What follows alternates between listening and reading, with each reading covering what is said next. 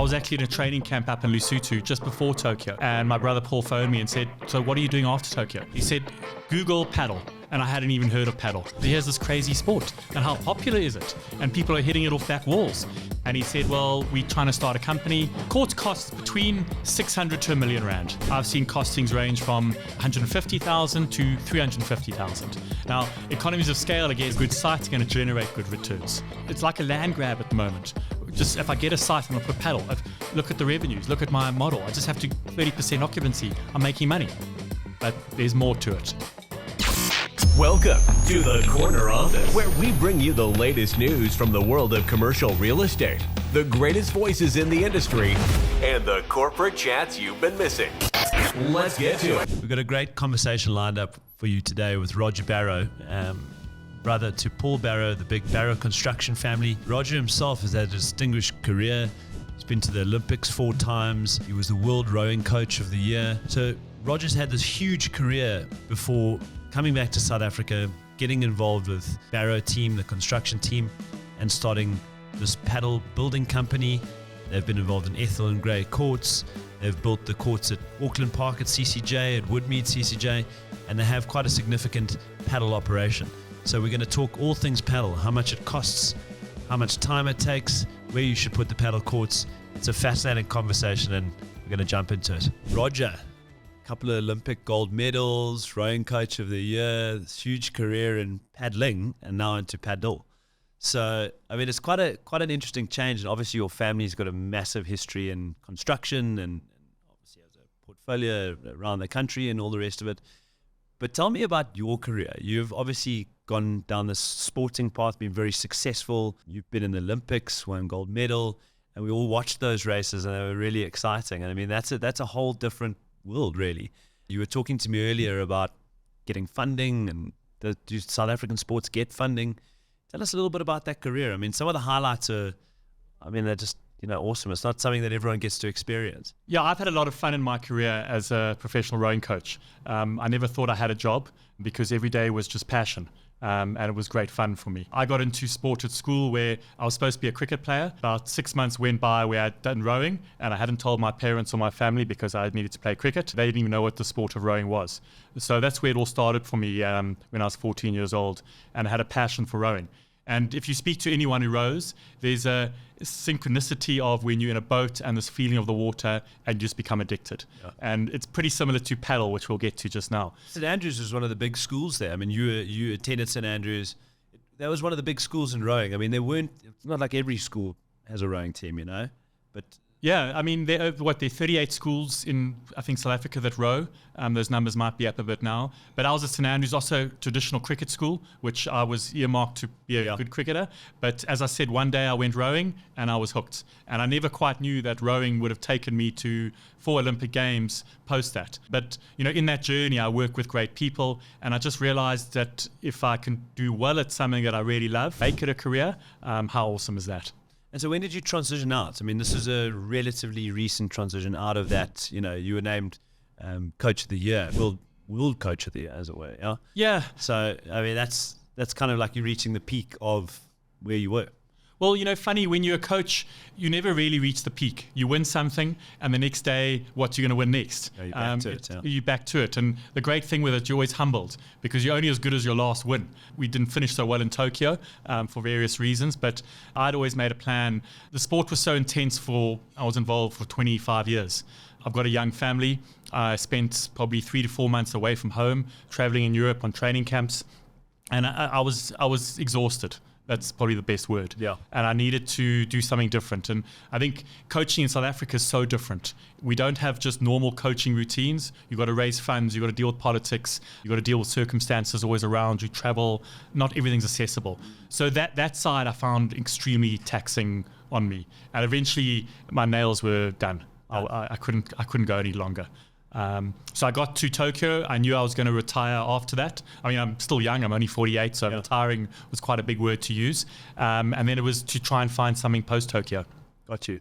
And obviously your family has this history in construction. Tell me about that. Where did that start? Was it your great-grandparents? I mean, I know it's a long-standing construction business. Yeah, I think must be 130 years old now. I think my great-great-grandfather started it, and my grandfather was in it, and my brother Paul's been in the business, and he's done the property arm of it, and they've done really well. I guess I could have gone into that if I could add value to the business. Sure. Everyone in that business adds great value.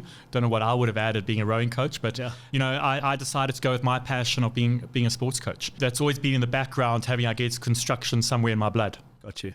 And now, so you leave Tokyo, your brother says to you, come, let's do something. Or you said to him, let's do something. I don't know how it works, and they say, this huge growth in paddle throughout the world, and you were explaining to me, really sort of took off around the COVID era. So it was like 2020 onward, this sort of paddle craze develops. It's not in Spain? Yeah, Spain, Mexico, actually. Mexico. That's where it originated from as a ghetto sport, because it was 4 walls, it was easy to use, and it was a hybrid version, letting the ball bounce off the back wall, and a hybrid of squash and tennis and pickle and badminton. So it's got a hybrid of multiple sports into it. But just going back a few steps, I was actually in a training camp up in Lesotho just before Tokyo, and my brother Paul phoned me and said, so what are you doing after Tokyo? And I didn't have an answer. So he said, Google paddle. And I hadn't even heard of paddle. And this was in 2021. And I Googled, and there's this crazy sport. And how popular is it? And people are hitting it off back walls. And he said, well, we're trying to start a company with another partner, Craig Wapnick, who's an ex-SA squash player. And we're building 3 courts at CCJ Auckland. When you finish Tokyo, are you keen to get involved? Oh, so they built those courts. Those are fantastic. And those were the first 3 we built. You met our engineer, Craig Thompson. Yes. He's been instrumental in all the courts that he's designed. So he sits with the brains. And, I've equated building this company to the sport, where I was very big on finding top doctors, physiologists, technicians, video analysts, flying drones on rowing boats, and how do you put together a great team to, say, win an Olympic medal? And I've looked at how do we draw in the best people to work with in, I guess, building a paddle building company. Exactly the same thing, yeah. So would you guys have been involved in this Woodmead one? We built those 6, yeah. Those are different courts, but, to the average person, a paddle court's a paddle court. You don't really see the things that I see, I guess, and that's the craziness of it, where there are high-end courts which I guess cost a lot of money, but there's not a big difference between just hitting the ball over it. Some Astros are a little bit more sandy than others, and people probably don't even know why. Yeah. But people just want to hit a ball. It's just glorified beach fun, bat. Have fun. Yeah. Exactly. Yeah. Okay. I want to talk about then a little bit about the actual build of these things, because everyone's sitting here at the moment. I was down in Western Cape the other day, and I looked at the southern suburbs, and there's one in Takai, there's one in Claremont, and then everything sort of revolves around the Atlantic Seaboard town and all the rest of it. There's nothing in Bloemfontein. We were there the other day, not one paddle court. And there's, and now everyone's sitting there thinking, shit, maybe my site works for a paddle court. Everyone with a piece of land, everyone with is it? I don't quite see it where, like our folks, every second house had a tennis court. I don't think many people are going to be putting paddle courts in. It costs a bit more. So tell us about, what are you looking for in a site? Obviously outside, let's put the commercial viability outside. Just fundamentally in a site, what are you looking for? What does it need? How do you start? How much space does it need? Look, paddle's simple. You need 21 by 11 meters, and that's that concrete platform you put down, and that's what you bolt these 3-meter panes of glass down to. And that's the 3-meter pane of glass. That's where the engineering sits. So that's the technical side of it. But so you've seen a couple of people go through the glass recently. You definitely do, and that's, I guess, badly built courts and haven't been engineered correctly. And wind, those storms they had down in Cape Town, they actually blew those panels straight out. Wow. But they didn't blow them from obviously inside out. They blew them from the outside in. So that's the whole engineering component. But when you look at a site, the main thing for me is facing north-south. Some people have been building some paddle courts east-west. Now, if you look anywhere in South Africa, at any cricket pitch or tennis court, which way? On an east-west court, it's horrible. Not pleasant, because you're looking straight into the sun. Directly into the sun. So that's rule 101. Okay. We've had people ask us, well, we've only got space for east and west, can you build them? And I refuse to build a court that way, because it's not fair. Yeah. You've got to build it the correct way. People are trying to squeeze these, I guess, big courts into very small areas. So location, getting that right is first. If it's a commercial use, then location to getting people in. Creating an environment of fun and easy accessibility. Parking. The environment you're in, safe environments. We're living in an era that these little bubbles have been created around South Africa or Joburg, and they're safety bubbles where your kids can cruise around and be safe while you're playing. I mean, we sing a lot where parents come, they let their kids play on the jungle gym while they're playing paddle because they've got to play. Like AJ. Yeah, there are a few of them. Yeah. So, location, proximity to where people live. I think as South Africans, we don't want to ever drive in multiple stories. These paddle courts, some people are putting on top of buildings. Not so sure they could work. You don't often want to park your car in the sun on top of a building. Now you want to go play paddle there. Yeah. I see that. I mean, I think that the culture generally here is you want to park and walk straight in. You want it to be quite easy. I mean, I love the Dunkeld courts over here that they have just across the road. Great. They've built a high-end restaurant on the side of the paddle courts. You go there at 8 o'clock at night. The lights are on. The people are playing. You got the restaurant going. It's a fantastic environment. It's similar to AJ's, I suppose. Everyone goes there. You got the bars, you got the kids, you got the, trampolines, whatnot, and then you got the paddle going at the same time. So I totally agree with you. I think that we're not a Hong Kong where people are keen to go and do something on the top of the building. We're just not there. People don't want to do that. It's just that much too much of a mission. Similar to London. People are willing to walk kilometers in London. They're definitely not willing to walk kilometers in Johannesburg. That's for sure. If you look at a site map of Joburg when it was originally constructed with all these parks, now all the parks have been statistically and correctly put in certain areas for communities. Now, paddle is a community game, and it's for everybody. Now, you've almost got to identify those areas and saying, well, have paddle courts in this area, and is it enough for what that's providing? I mean, if you look at the Melrose area, in a 2 kilometer square distance, there are 40 courts. Now, are those saturated yet? Wow. When you drive past at night and, are they busy between 5 and 8:30? They all are. Amazing, eh? Yeah. And so what kind of metrics does it take to actually work, right? So let's talk a little bit about the cost of these courts. Take the land out of it. To construct one, do you get some kind of economies of scale? So if you're doing 4 courts, is it more efficient than doing just 1 court or 2 courts? And what do you end up at construction-wise? Where does the big cost come in? I mean, I know steel prices have gone ridiculous. Obviously, these largely sit in a steel cage and frame outside of the base courses you're putting down and all the rest of it. What do these courts cost? And what's the difference between a high-end court and a more affordable court setup? So the courts cost between 600 to R1 million. Now, what that breakup is there's a civils cost, which is getting a bulldozer, grading the ground, laying down some concrete, some reinforced steel to hold up the structure. And that costs, I've seen costings range from 150,000 to 350,000. Now, economies of scale, I guess, is just what people can, if you're going to build one, it'll probably cost 250. If you're going to build a whole lot more, 6 to 8, it would come down. Also, the quality of work. I think that's where there definitely a lot of just local builders trying to make a quick buck and building these things, and whether they have an engineer sign off that's getting a certificate saying it's been built correctly, which all construction should have in this day and age. So you effectively platform the site, you drop your foundations and you put in a concrete slab. Okay. And the catch to that is also we have a lot of rain. Now, is that slab permeable so water can go straight through it? Because a lot of these, everyone's trying to make money, and people also, when it's raining, people get so cross, I can't play paddle. And these addictive people in paddle, they're the grumpy ones. Yeah. So, you've got to make a court that can drain quickly. Maybe it could be indoors. And then there are different sort of scenarios that you can create that these courts can drain really efficiently. Okay. So that's the base. Yeah. Then you're looking at glass and steel. We manufacture all ours locally, which is a bit more expensive because the imports now out of China, out of Spain, out of even the US, you can probably import quite cheap courts. Now, the problem with cheap is... Effectively, it comes as like a plug-and-play. Plug-and-play, yeah. Literally in a big box with an instruction manual, and you just put it in. And there are a lot of those courts up. I would say probably in South Africa, probably 40-50% of those courts are all imported courts. A lot of them are the Jubo set, which Africa Padel use, which comes from a great company in Spain, and very good. There's no doubt with it. How it's installed it could be issues. I don't know. And then whether it's got an engineer sign off. Got you. Is the construction sound. Okay, so then you put the frame up, put the cage up, put the glass in. You say the glass is where the engineering comes in. Well, it's all because you've got 3-meter panels of glass, which is dangerous. If that breaks, if someone runs through it. So all those comes down to liability. Then comes insurance. And we're not quite America where things go wrong, but things can go wrong with these courts. And you've got to make sure that they're safe environments to play in. Okay. Lighting, power, drainage, and then astro. Most people just... Explain the different astros. You were talking about this earlier. So you've got some with more sand and then less sand. Yeah, the courts we've built, some guys have come up to you and said, you've built a court, but where's the sand?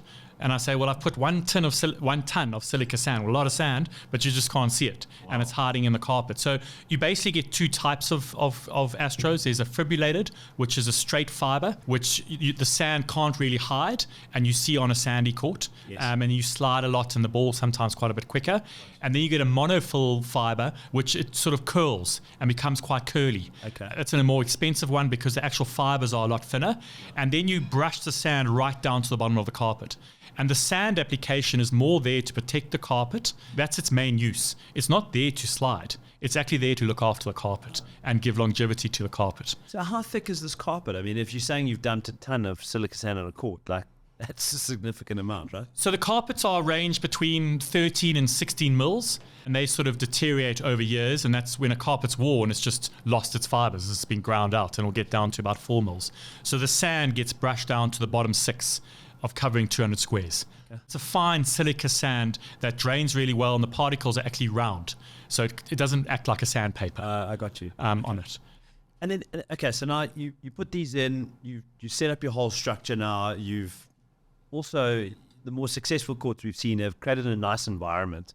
Yeah. Place to sit. There's, you feel like you're in a nice environment, especially the one you guys have done at Woodmead. I mean, they've got a clubhouse, there's a bar there, you can get coffee, you can get drinks, you've got nice tables to spill out onto. A lot of attention's been paid to the actual landscaping, as it were, around the space. So that's, it's made it pretty cool. Then you look at Auckland Park, another one, they've got natural landscaping there. Yeah. They've got beautiful gardens and all the rest of it. So I think a lot of attention seems to have been paid there, certainly on the more successful ones. Bit of music, guys selling something, So and then the sort of less successful ones are just kind of, there's the court, that's what it is, So that's going to be a little bit more money, depending on what you want to do there. Money. Ethanol grade, lovely example of a nice facility that they've put a lot more into. And then ultimately, the lifespan of this thing. So it really comes down to your astro, right? Yeah, so the only thing, let me come back to it. Your first question was, guys are just putting down a court and thinking it's going to survive. I think they'll make good money in a few months, but then it's going to be saturated. And then the customer's going to say, well, where can I go and do it all? Where can I get a pizza? Where can I get a beer? Where can I take my mates? Where can I take my kids? Where can I hang out for the day? And that's where the country club with Steve Nicholson has done so well. They've created these environments that you actually just love being there. And that's these paddle environments that I believe will succeed in the long term. Yeah. Other environments where they just put down a court, they're making good money now because there's not enough courts and the market's just too big to look after. So I think they in the long term, unless they up their offerings, will struggle. But offerings cost a lot of landscaping. Putting in these, we look at a 4-meter gap between courts so people can sit. Other builders will say, well, don't use that 4 meters, put another court in. Squeeze them in, get max capacity. But it'll come back down to the environment of where people want to spend time. Yeah, I tend to agree. We spoke about Sweden, which was maybe an early mover in the paddle space, and they've actually seen a lot of oversaturation. Yeah. And so they've seen a couple of failed courts where guys have just built and built and built, maybe not necessarily paying too much attention to the environment or whatever it is, saturation. And exactly what you're saying, now people are choosing, well, if I have so many choices, I'm going to go to the best one. I'm going to go to the one where everyone else is hanging out, and because it is a social sport, right? Totally. Sweden got to 10% of their population playing paddle within a few years, which is a massive stat. They got to 5,000 courts. So Spain sit at the top. 5,000 courts. Spain sit at the top with over 20,000 courts, overtaken tennis. Sweden got really quick up to that mark and just started putting in centres and had to be indoor because of their climates. I mean, most of their time they're minus 30, wow. So they're all indoor. But now it's dropped off. They've just built too much too quickly. How many have we got in South Africa? Look, there are probably 30 being constructed as we're sitting here. So it's sitting around 200. Last time I checked a few weeks ago in Greater Joburg, we had about 125 just in Greater Joburg. Cape Town started fast, and then it sort of slowed down, and then Joburg's just taken over with the amount of courts. That's interesting, eh? Yeah. Your latest development at Bryanston? Yeah, so we opened Bryanston Sports Club. They've put in 5 courts and panoramic and super panoramic courts. Those are technical things, but full glass. And it's a beautiful setup, beautiful environment. They've put a nice new bar in, pro shop, and created a nice environment, similar to what I guess CCJ have done. But they're looking for the long-term sort of solution on that. Yeah, it looks stunning. I think it's going to be super popular. I mean, there's so many people living there. I mean, Bryanston, as we know, is enormous. And I don't think that there was any real offering there. I mean, it was just such a nice gap in the market, and what a nice site to put it in. Yeah, and Bryanston Country Club is a K down the road. We built 3 courts there too, and they're doing so well. I think they probably need more than 3. But, there's space in that environment for another 4 centres to go up.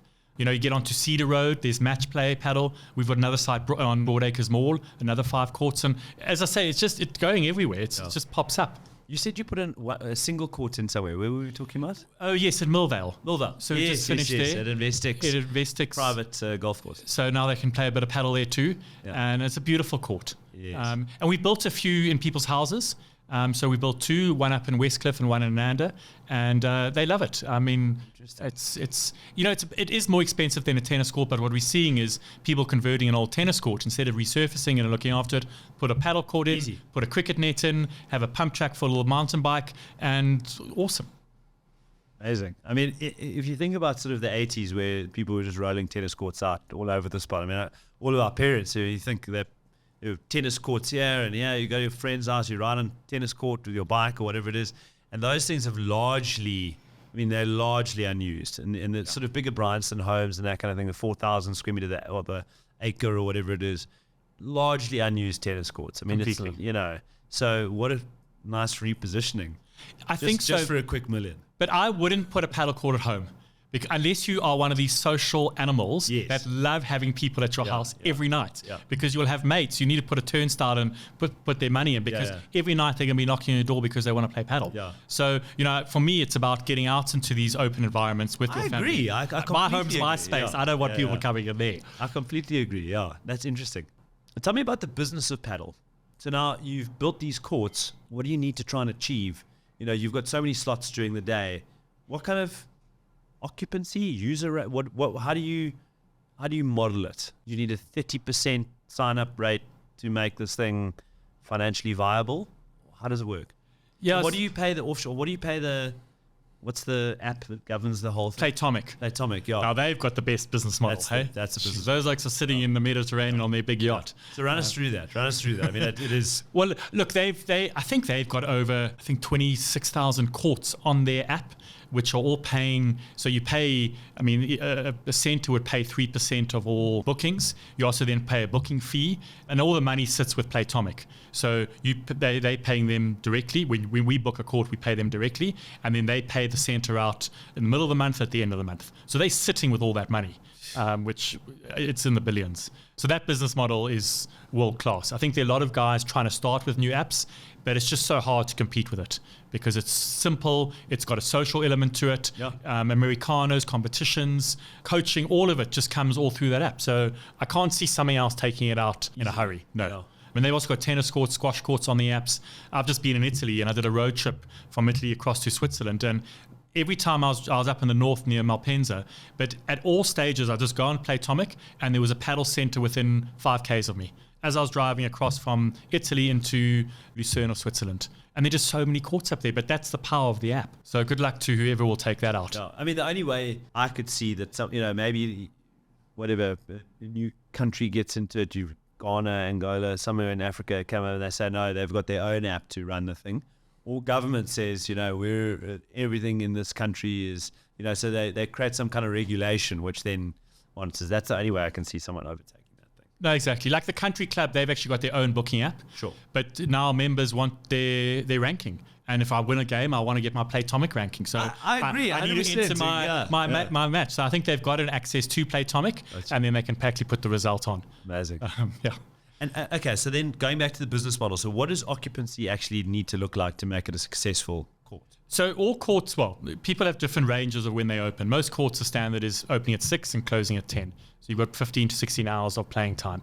Now that occupancy is a percent of how you can occupy those slots. Anyone can, at the moment, fill between 5 and 8:30. That's not difficult. I think all courts in Joburg are probably full at that time. So then it's trying to get those slots from 4 in the evening and then all the way till 10 o'clock at night. Some centres are staying open until 1 in the morning because people do play there. It's become a craze. Then the morning slots. So in a nutshell, how do you get to 10 hours, which can equate to 50%? Now, some people say we can pay off our development costs with 30%, which, that's looking to 3 to 4 years. Then it also looks at how much development costs have you put in. Have you put in a restaurant? Have you put in all the amenities around the centre? Sure.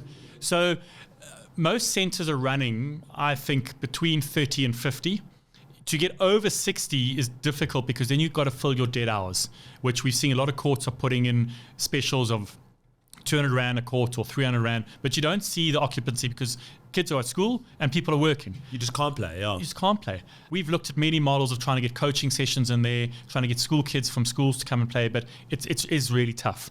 And those are the centres that will do well. Yeah. But it's people drive past courts at midday, they empty. And there's a reason for it.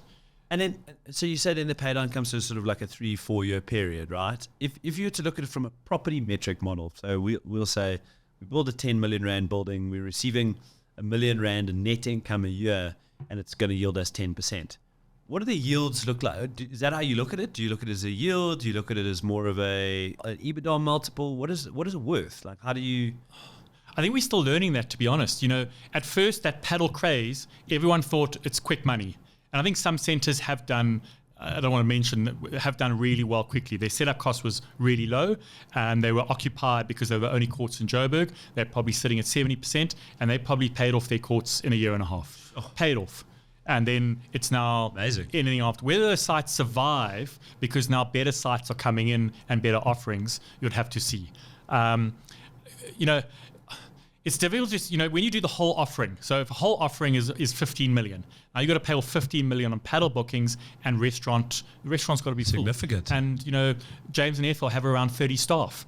You've got staff costs. So these big offering setups can take longer to pay off. And then after that, it's then that's where the profits sit. But that's a fantastic business model. I mean, if you look at most commercial properties, these are, 7, 8... if you just do the normal amort, your normal sort of gearing pay downs 10 years, and typically with the right kind of yield and the right kind of rental growth and the right kind of tenants and less vacancy, you're probably talking about a 7-year period to pay down. Yeah.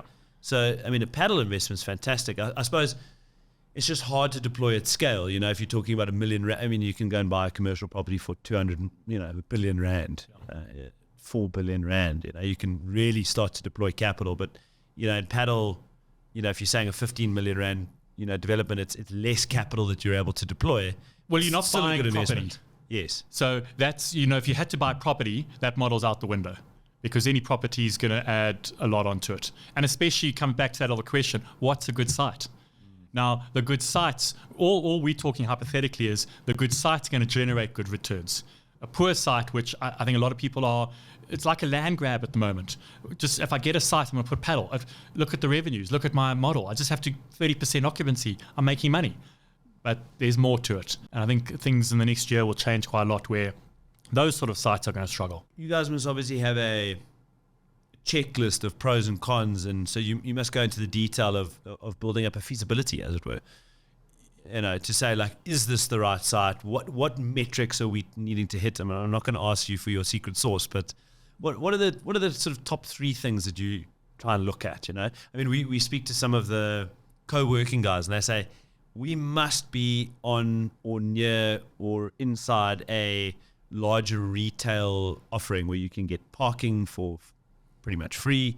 It has close access to amenities.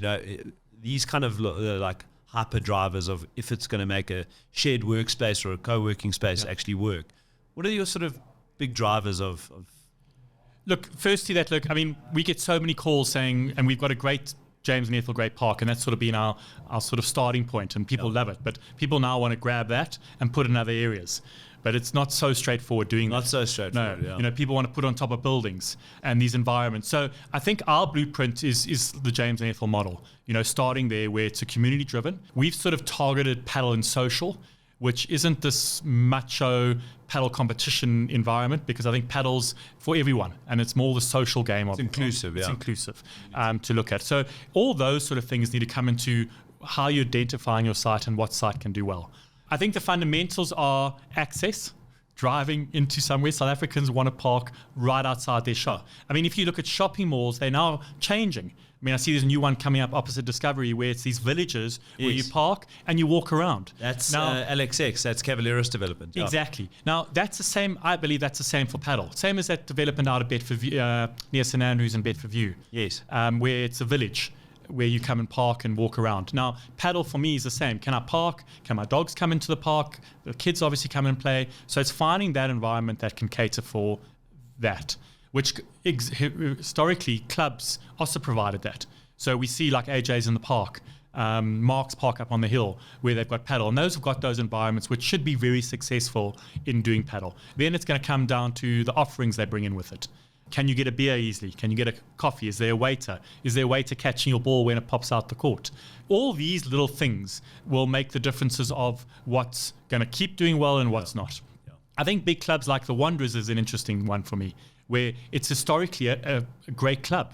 And they offer so many sports there. And then paddle came into it.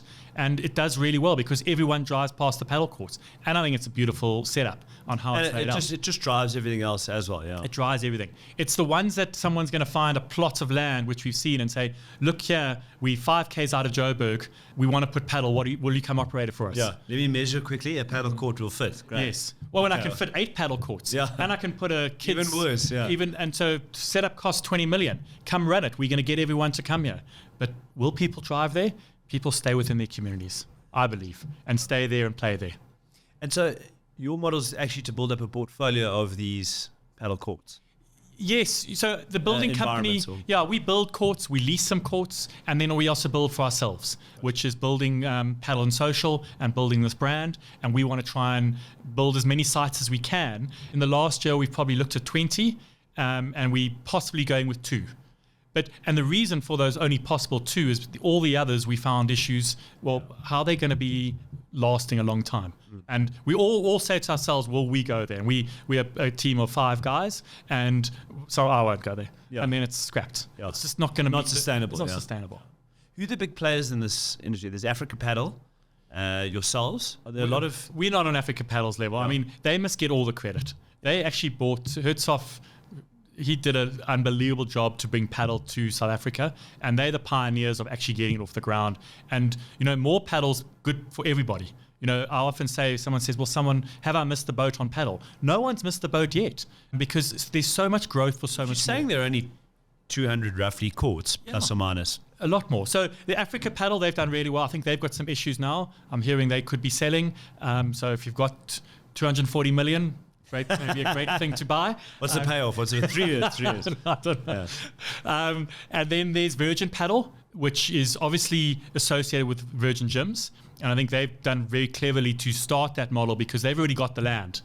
It's easy to getting building permissions.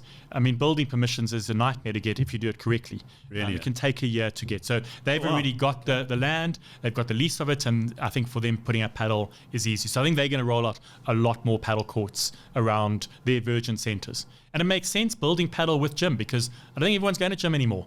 And I think paddle's taking a lot of people who would have gone to gym because it's more fun being on a court than pumping iron. Again, create that sort of public and sort of like a public amenity, you know, like a club environment, like a... Exactly. You know, there's match play paddle. They've got one center.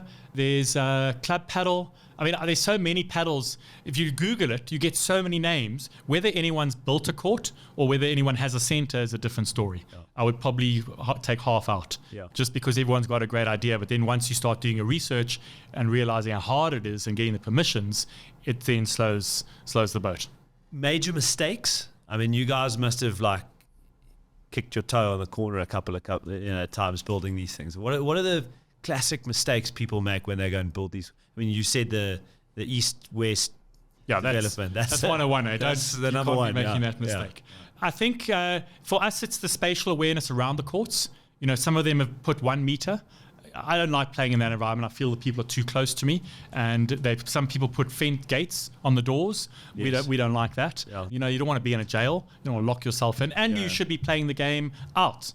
You know, the better players do play out. But, you know, I've seen even intermediate players start realizing they've watched it on Google, on YouTube. Geez, I can actually get a ball out there. run out the door, You need to make sure out the door's got space to run. Otherwise, there's going to be injuries. I mean, we could have a whole conversation on injuries too. Then the weather, indoor, outdoor. Drainage, non-drainage. I think those are mistakes where you've got to look at the weather apps. In Cape Town, you deal with the wind as well, right? Cape Town, you've got to be indoors. I mean, people tell me they're going to build on top of buildings in the CBD in Cape Town. I think, how many days can you play in that court, you know? It must be indoors. Incredible views. Oh. But shocker. The wind up there must be insane, you know? So I never quite get those. And also, those buildings are typically 20, 30 floors high. You know, you're going to ride the elevator for 5 minutes just to get up. But for me, people who want to put a paddle court into the building don't play enough paddle, because every time I've played paddle, I'm never looking at the view. I'm out playing paddle. Yeah. Then afterwards, when I go and have my drink, then sure, I need a nice setting. Yeah. But when I'm playing paddle, I just want a 20 by 10 meter, the right glass. I'm not going to injure myself. Yeah. Ball's going to play nicely. Good lights. And no wind. I'm happy. Yeah. Those are one. No sun in the eyes. No sun in the eyes. Yeah. Interesting. And anything else that, you know, I mean, these things, you're obviously putting a like kind of a raft platform type of thing down, you know. Have you had situations where this thing pops and, you know, like too much water in the ground or? Yeah, look, we've had one build where there was a dam next to it and it was really saturated. And as I said, I was lucky that I've got great builders and an engineer, and they solved that's in engineering, they solved the problems. So if you've got a good intellectual team, let me call it that, who's watching how it's being built, and that's where I think we put a lot of effort into that, and they're obviously professional fees or all of that, but we've controlled that narrative so we don't have issues. For me, these things have to be built correctly and stand a long time.